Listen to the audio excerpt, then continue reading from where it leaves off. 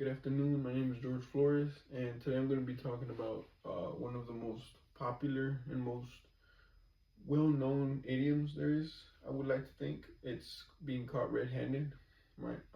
It's one of the most used to this day still, as well as many others. But this is one of the most well-known. I would like to think, right? Which is crazy because it says back to 1674, right? It says back to 1600s. Um, it starts because at that time, a lot of people depended on livestock. A lot of animals were their source of income. This kind of what they lived off of, whether it was to uh, use them as food or as part to make products to sell, right? Um, and back then, it was a really serious crime to go and butcher one of those animals when it wasn't yours. Um, it was really a serious crime, and you couldn't really be proven guilty unless you were either caught next to the animal, um, or you had blood on your hands, right? That was the only way you could be proven guilty. So that's where that term red hand comes in, because it started as red hand. It didn't start as red handed.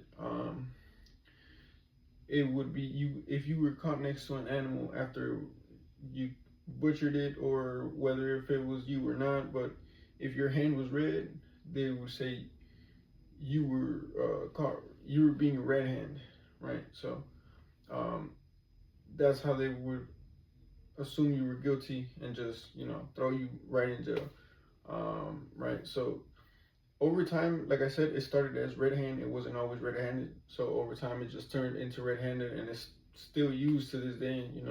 It's one of the most common idioms.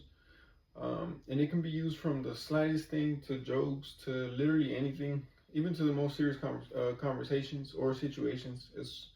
It's a very universal idiom, I would like to think. Um, and I mean, if you really look at it, no matter how much you want to decode it or break it down, it won't make sense. I've never seen somebody with a red hand, right? So it just doesn't make sense. So you would have to go through the history of it to understand what exactly it means, or just have somebody tell you exactly what it means, right? So this is one of the most popular idioms. It's one of my favorites as well. So